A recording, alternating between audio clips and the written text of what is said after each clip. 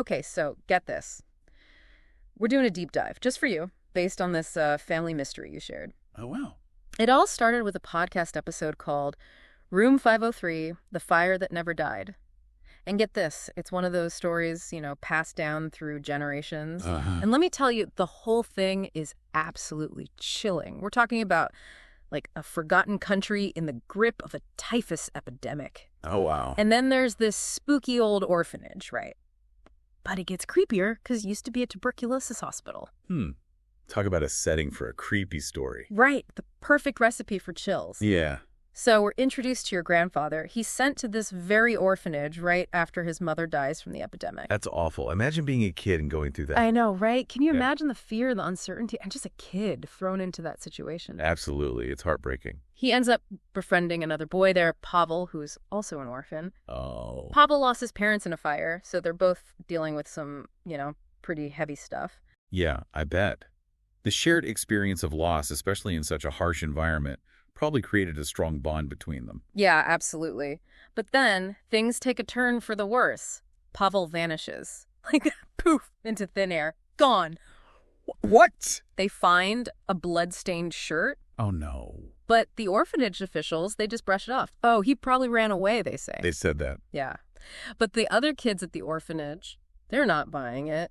They sense something is seriously wrong. It's interesting how the adults dismissed it while the kids were genuinely afraid. Right. It's like their intuition was telling them something was off. Yeah. Children are often much more perceptive than we give them credit for. Totally. And then things get even worse. Boris, this bully who shared a room with Pavel, he turns up dead. Oh, gosh. Officially, they say it was a seizure. But here's the thing. His throat had been cut. Wait, his throat was cut. Yeah, not exactly a typical symptom of a seizure. Definitely not. And with the rumors about Pavel's disappearance already circulating, it's like throwing gasoline on a fire. Yeah. It creates this atmosphere of fear and uncertainty. It makes you wonder, was Boris targeted? Or was this just a random act of violence? Yeah, and could it be connected to Pavel's disappearance? Exactly. And it doesn't stop there. The twins, Mateus and Mikhail, they were in that room too. They were known for being pretty cruel themselves. Really? Yeah. A few days later, they're found dead. And guess how? Throats cut. Oh, my gosh. Now we're talking about a pattern. It can't be a coincidence at this point. That repeated injury, it almost feels deliberate, like a signature. Right. It begs the question, who or what is behind these killings and why? That's the million-dollar question. And we're left with just one boy from that room, Piotr. He's big, strong even, but he's also, well, simple-minded. And get this.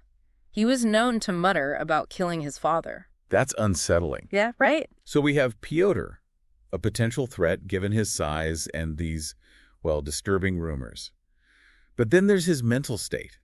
It raises questions about his ability to plan and carry out these violent acts. It's like you can't just judge a book by its cover. It really makes you think, what was Peter's role in all of this? But just when you think it can't get any creepier, Yeah. room 503 goes up in flames. Wow. A fire. It's almost like it's the climax of everything that's been happening. Like the room itself is being consumed by all the tragedy and mystery. Yeah, and in the middle of all this chaos, everyone's running from the burning building. Right. Your grandfather sees something that'll stay with him forever. Okay, this is where it gets really interesting. What did he see? He looks back at the burning building, and there, in the window of room 503, he sees a figure standing there. And it's Pavel, holding a gas can with this, haunting look in his eyes. Whoa. That image, it sends chills down your spine. It makes you wonder, was it really Pavel back from who knows where? Right. Or was it just, your grandfather's imagination, fueled by the trauma and the chaos of the fire? It's hard to say, isn't it? Of course, the official explanation is faulty wiring, an accident. But the kids, they have a completely different theory. What's that? They believe Pavel came back for revenge, that he took out those who had tormented him and then, in the end, destroyed the room itself. It's incredible how the same event can be interpreted in such vastly different ways. I know, right? The authorities stick to this rational explanation, but the children embrace the supernatural. It's like their fear and the need to find meaning in all the chaos shape their understanding of what happened. And get this, no one ever used room 503 again. Really? Yeah. And the rumors about Pavel's ghost haunting the rebuilt orphanage, Oh, wow. Well, it adds a whole other layer of intrigue to the story. Absolutely. It's like the story itself becomes a ghost that haunts the place. Even if we can't prove or disprove the supernatural elements, their impact is undeniable. It makes you wonder, what really happened to Pavel? But before we get too lost in all the spooky possibilities, I think we need to take a step back, like really analyze this with a critical eye. I agree, it's a captivating story, but it's important to approach it with a little bit of healthy skepticism. Explore other explanations. Right. So where do we even begin with something like this? Well, for starters, we can't ignore the typhus epidemic. It was a terrifying time, filled with uncertainty and death. It's possible some of the deaths they attributed to violence were actually misdiagnosed cases of typhus. Oh, that's an interesting point. Especially given the limited medical knowledge back then. It's easy to jump to supernatural conclusions when there might be a more logical explanation. That's true. We also have to consider the psychological toll on the children. Living in that environment, constantly surrounded by death and violence, their perceptions could have been distorted. They might have misinterpreted events or seen patterns that weren't really there. So you're saying their imaginations might have run wild, creating a narrative that fit their understanding of the world. It's a possibility. But even with that in mind, we're still left with some pretty disturbing details. Those consistent throat wounds, the image of Pavel in the window. Right? How do we reconcile those with a more rational explanation? Yeah, that's the tricky part. We can't rule out human intervention. Someone with a motive and the opportunity to take advantage of the chaos and fear. Maybe someone within the orphanage itself, driven by desperation or revenge. Like a cover-up, someone using the situation for their own gain. Exactly. And that image of Pavel in the window, as chilling as it is, could have been a hallucination, brought on by guilt, trauma, or even the smoke and fire.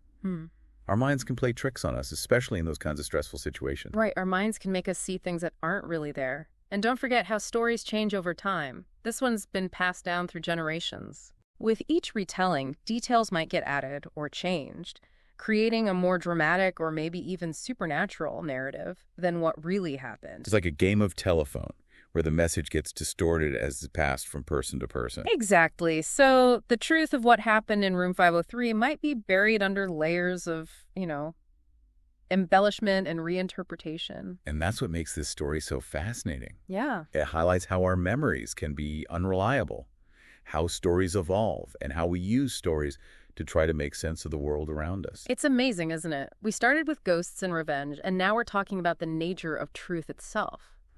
What does it all mean? Where do we go from here? Well, I think the main thing to remember is that the story of Room 503 is captivating, but we need to approach it with, a critical and open mind. Consider all the factors involved.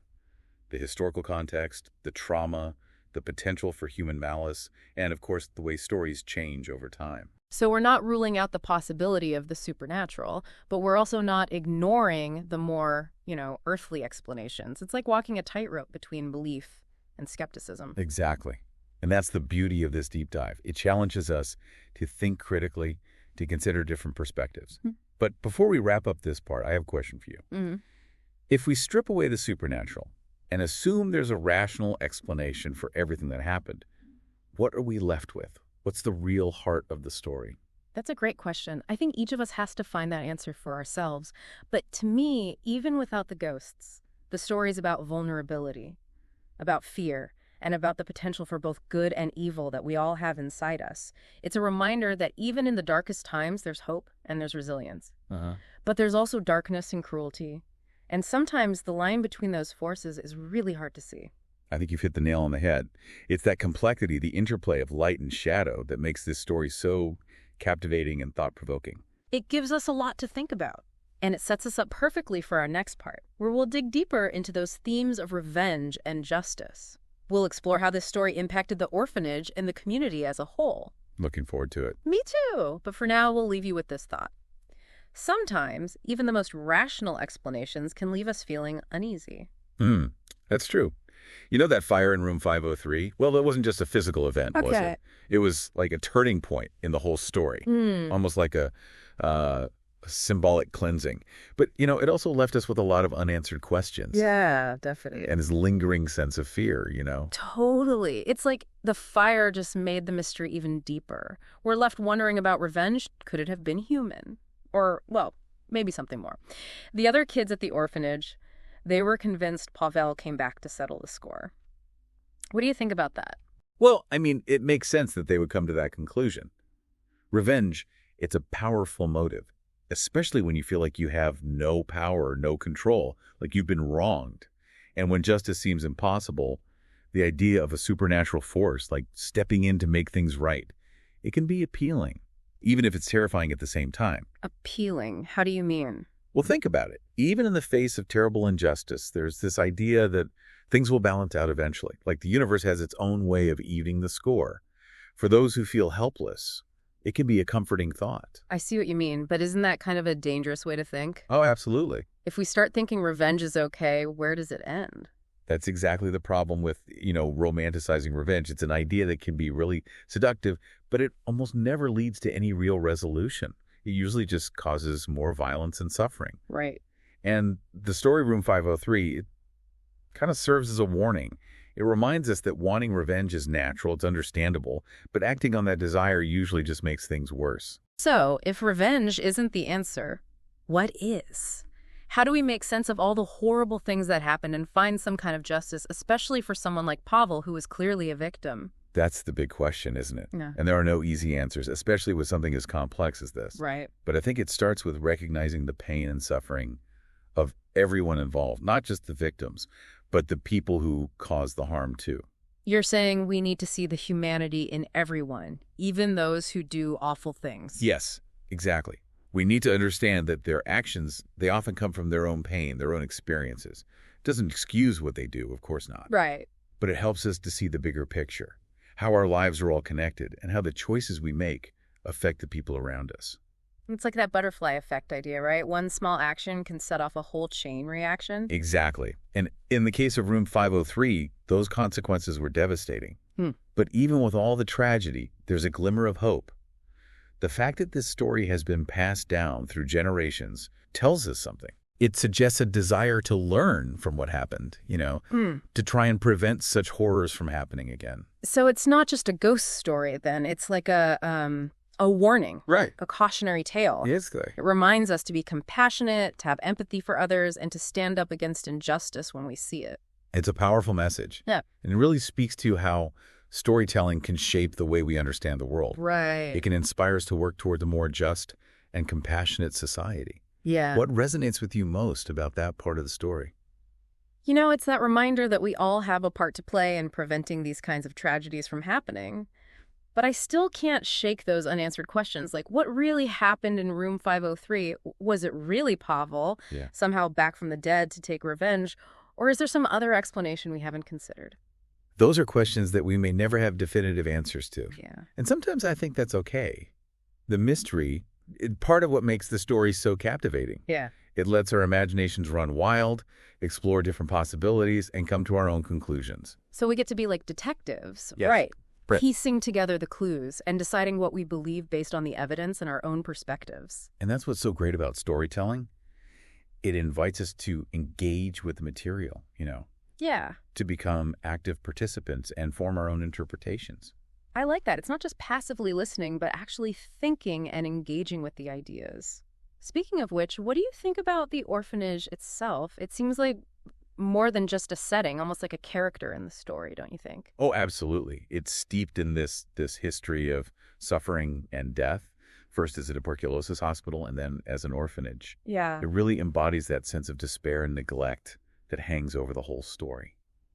It's a place where illness, death, they're practically part of the building itself. What stands out to you about that?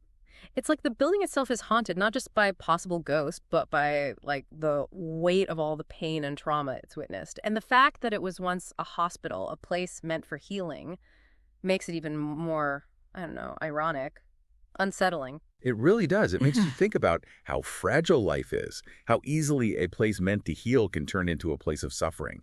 It's like even institutions with the best intentions, they can sometimes make the problems they're trying to solve even worse. Wow, that's a heavy thought. It's like the orphanage becomes the symbol of broken systems, Yes. of societal failures that contributed to the events of the story. Precisely. It's a reminder that while we tend to focus on individuals, sometimes the real problem is something much bigger. Yeah. Things like poverty, neglect, injustice, and those in power who just don't care. What are your thoughts on that connection?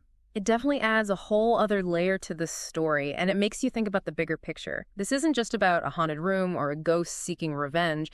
It's about the systems and structures that allow these tragedies to happen in the first place. It's a powerful insight, and it shows how a story like this can resonate on so many different levels. But I'm curious, what do you make of the fact that Room 503 was never used again? It practically became a legend, a place everyone whispered about, but no one dared to enter. It shows just how powerful trauma can be, how certain events can leave this lasting mark on a place, on a community, on our memories. It's like the trauma seeped into the walls of Room 503, became part of it. That's a really powerful image. And then there are the rumors, the legends that grew up around the room. Right. It's almost like people needed a way to explain what they couldn't understand, to make sense of the trauma through storytelling. Right. The stories became a way for them to process their fear, a warning to others about the darkness hidden beneath the surface of everyday places. And they also speak to our fascination with the unknown, our need to believe in something beyond the ordinary, even if it scares us. What do you think about that human tendency? It's interesting, isn't it? We're drawn to the darkness even though we're afraid of it. It's like we have this urge to explore the shadows, to confront what scares us. Maybe that's part of what keeps this story alive, even after all this time. It's certainly possible. There's a certain allure to things we can't explain, this pull towards mysteries that we can never fully understand. And the story of Room 503, it taps into that fascination, leaving us with more questions than answers, and this lingering unease. It definitely makes you think. And I think this is a good place to pause for a bit, let everything sink in. I agree. Take some time to think about the questions we've raised. Consider your own interpretation of what happened, and let the story work its magic. We'll be back soon to talk about the lasting impact of this tale on the characters and the community. Until then, keep those minds open, and remember, sometimes the most captivating stories are the ones that leave us with more questions than answers. It's crazy, right?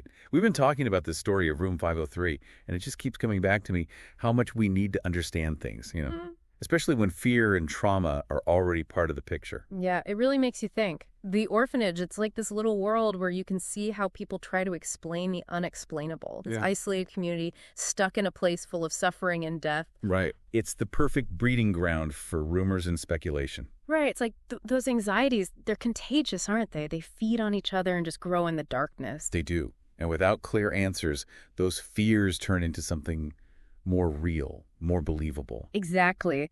And once those beliefs take hold, it's almost impossible to shake them, even when you have evidence that contradicts them. Like those rumors about Pavel's ghost. Even without any proof, people still believed it, and it changed how they saw the orphanage. It even changed their behavior. It's almost like the story itself became a ghost, haunting the place. It's like a ghost story within a ghost story. And it makes you wonder, how many other places are haunted not by actual ghosts, but by the stories we tell ourselves, the fears that we pass down? Yeah. What do you think about that? It's a powerful thought, isn't it? It shows how stories can actually shape the way we see the world. The stories we tell ourselves, they become our reality in a way. It's true.